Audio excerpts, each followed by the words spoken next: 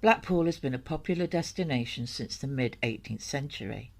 Initially, people went to the town to enjoy the health benefits of bathing in the sea. However, by the late 19th century, Blackpool had become known for its lively and exciting atmosphere.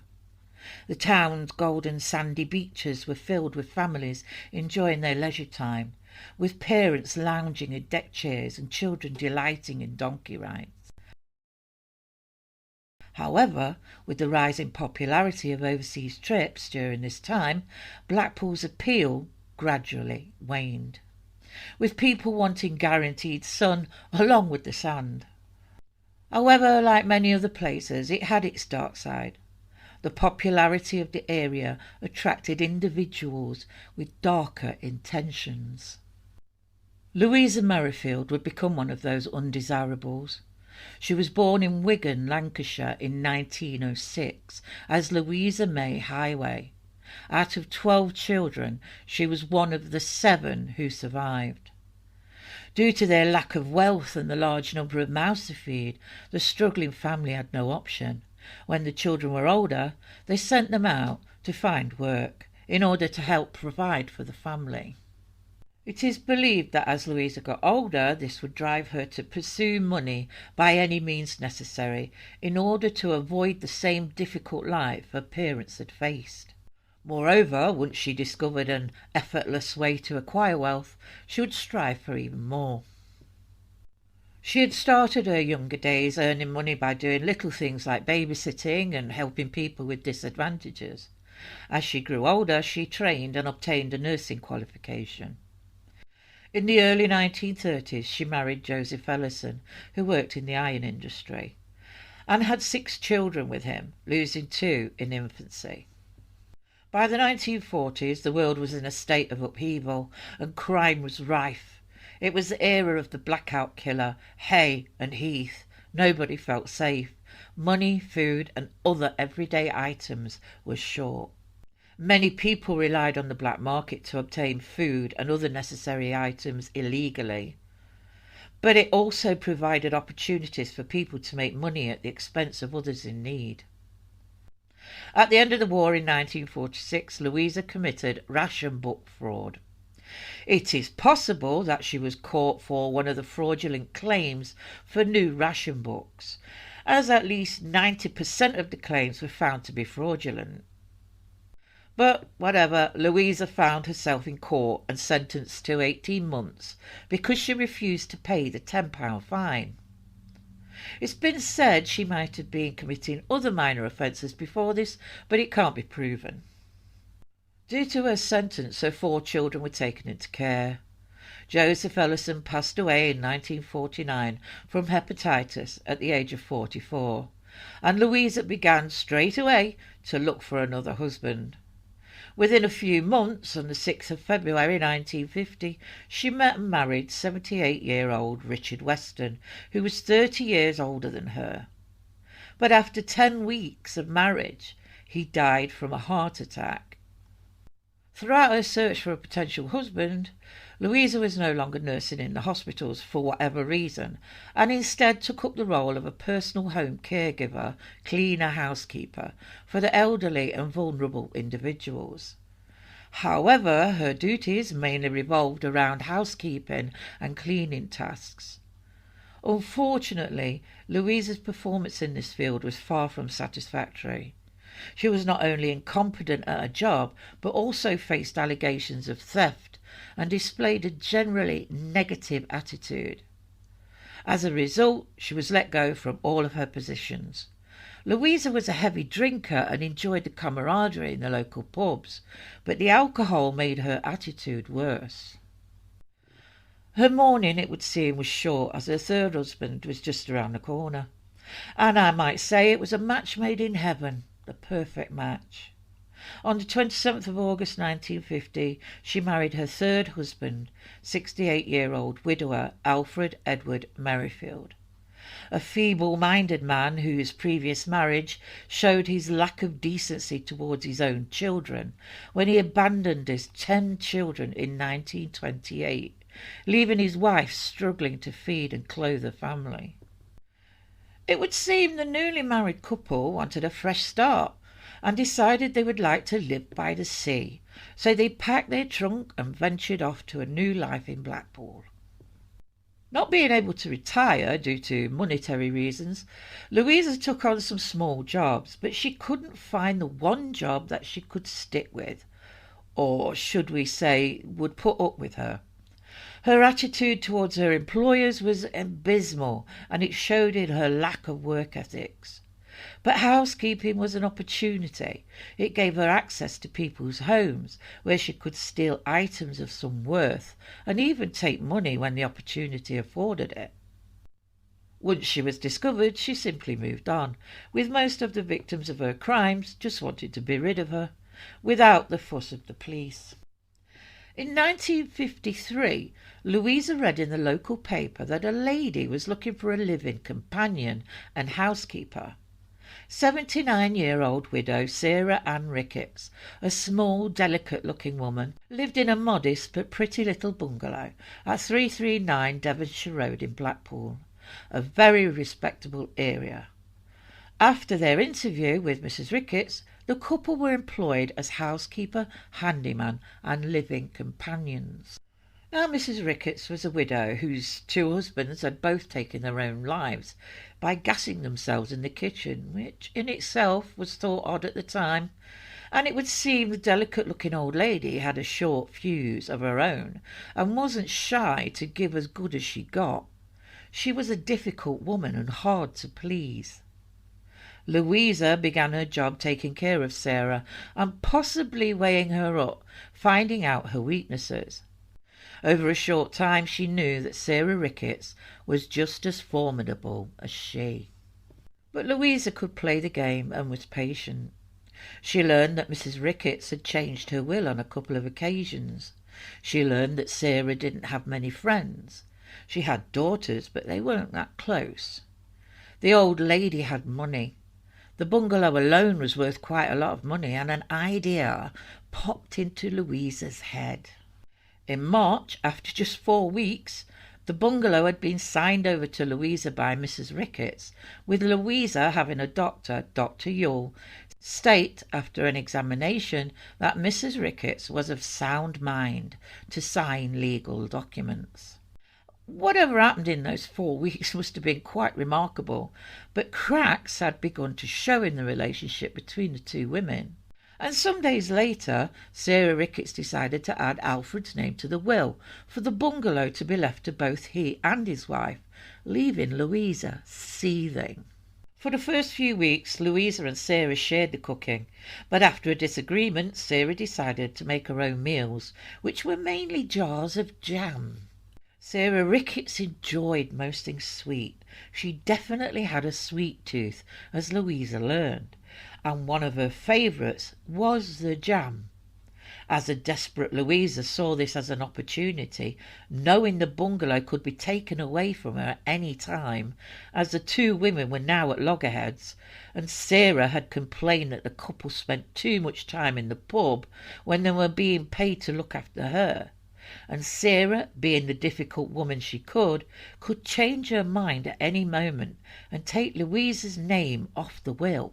It wasn't proven that Alfred knew what his wife was up to, but he became a middleman as the atmosphere changed between the two strong-willed women. Plans were being plotted, but a drunk Louisa made a critical mistake one night at the pub.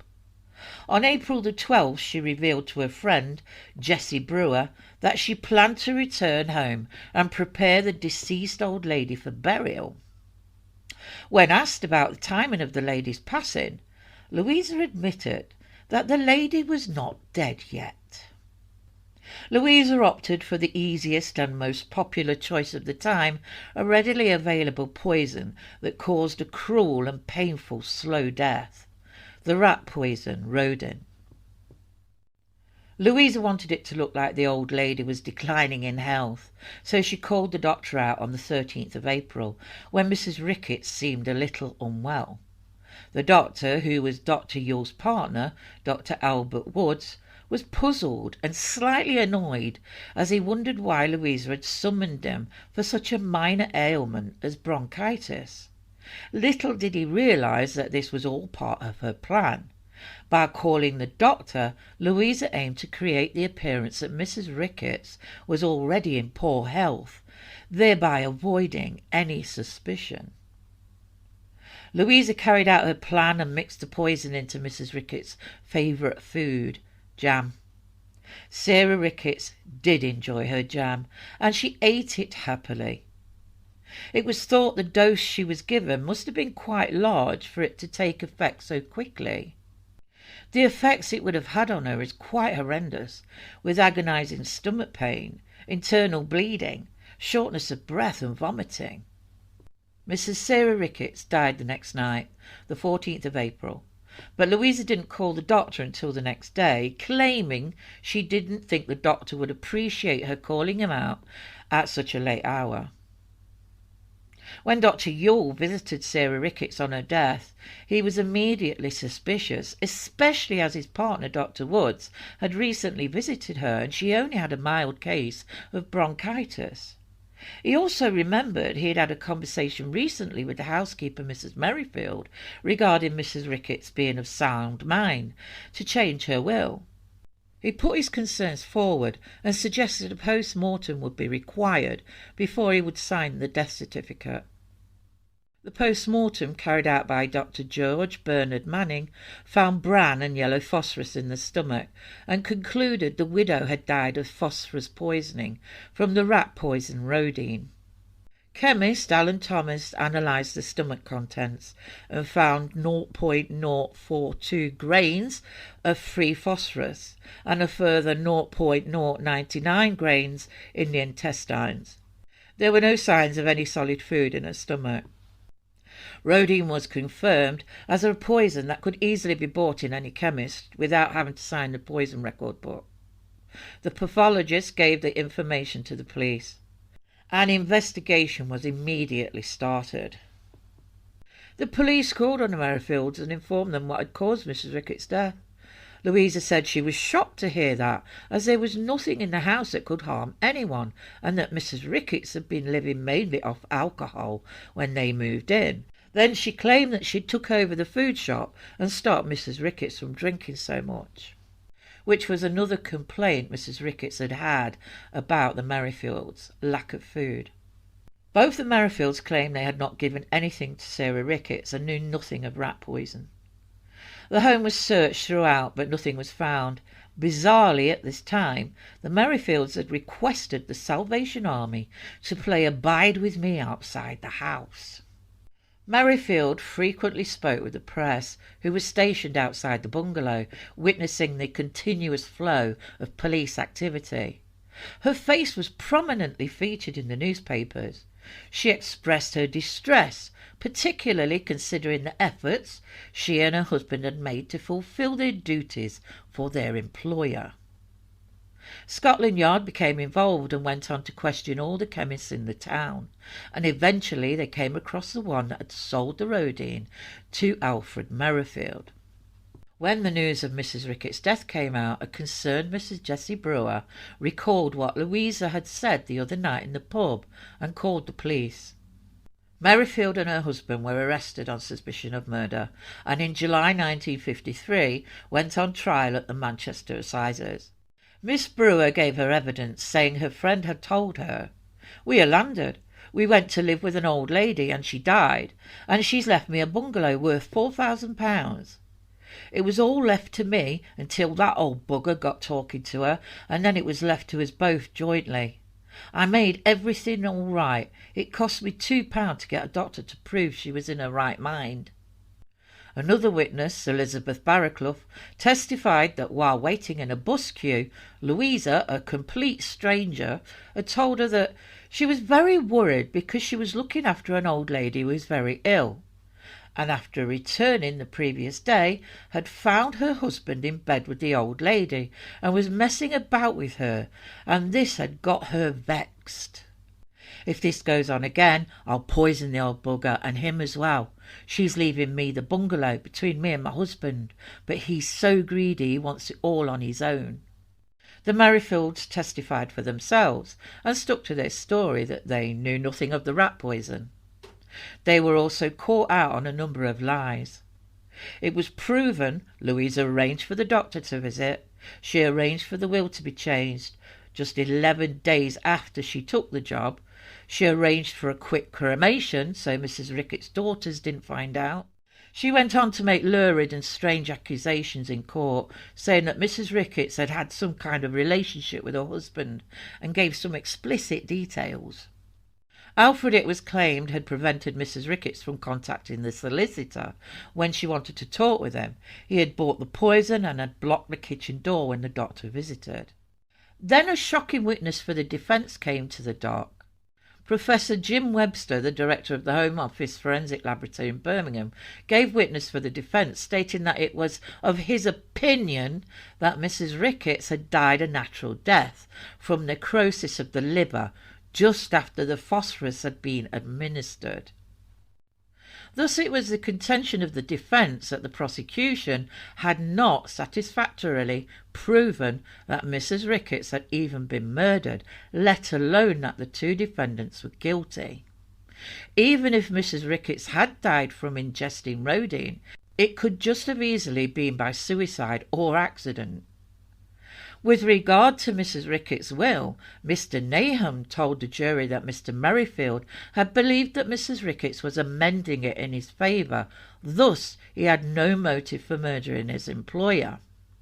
Nahum also dismissed as ridiculous the idea that Louisa had murdered Mrs. Ricketts because she had caught her employer and her husband engaged in sexual practices together. He reminded the jury that the police had found absolutely no trace of rhodine on the premises at Devonshire Road. After the judge summed up the case, the jury took just 6 hours before returning with a guilty verdict for Louisa Merrifield, but they couldn't agree on a verdict for Alfred. Alfred was described as confused, dim-witted, a man wandering, even as a simpleton by the judge. Despite the part he played in the murder and despite his shady past, he was released. Louisa was sentenced to death. Although Alfred had not been the one to put the poison in the jam, he was widely believed to be an accessory. A new trial was called for him, but by August his case was dropped. An appeal for Louisa was applied for but dismissed. On the 18th of September 1953, 46-year-old Louisa May Merrifield was hanged by Albert Pierpoint at Strangeways Prison. Alfred was no fool, in my opinion. He managed to live in the bungalow for a couple of years, but after a legal battle with Mrs. Ricketts' daughters, Alfred would receive 1/6 of Mrs. Ricketts' estate when the property was sold in 1956.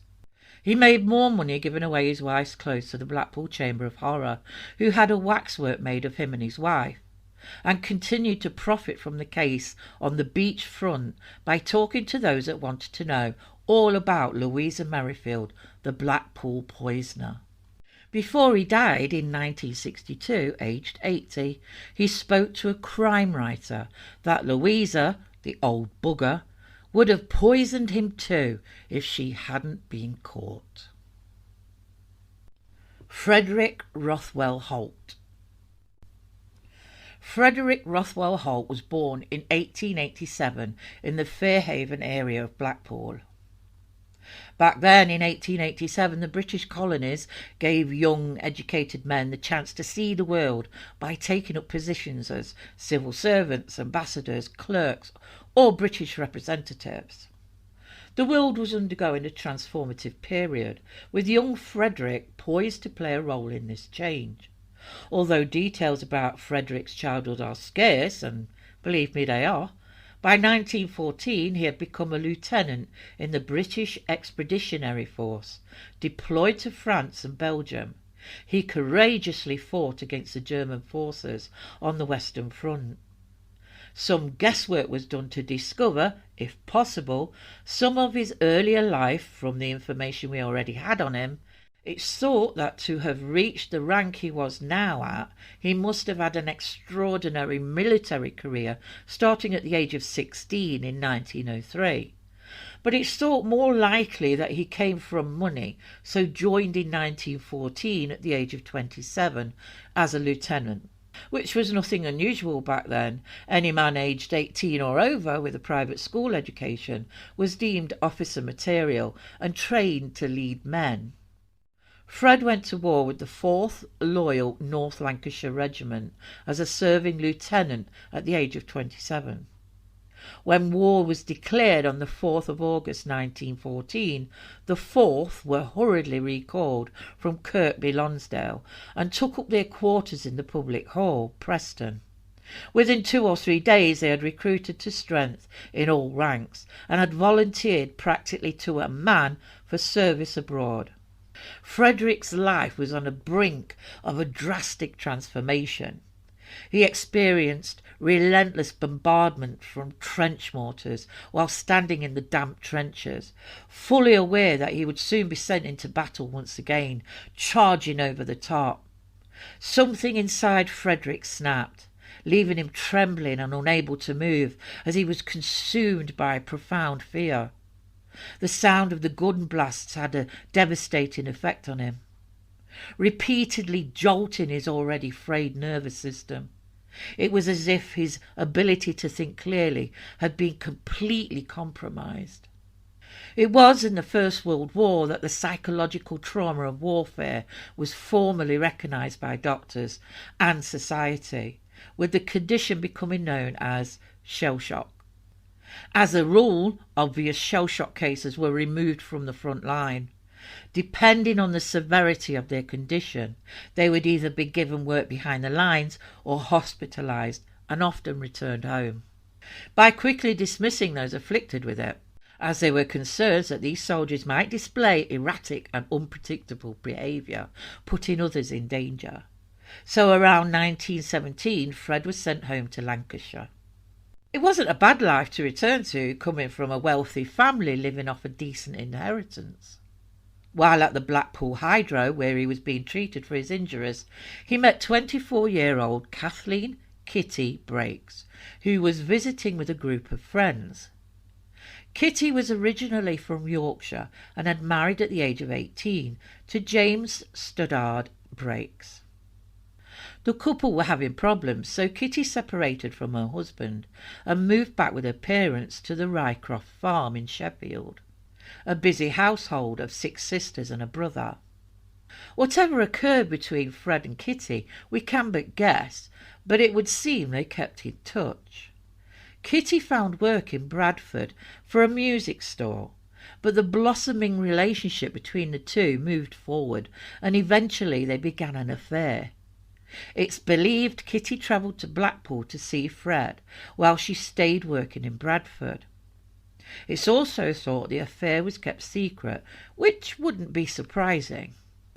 Sometime in November 1919, Kitty took out a life insurance on herself, worth around £5,000, with 32-year-old Frederick Holt as the beneficiary.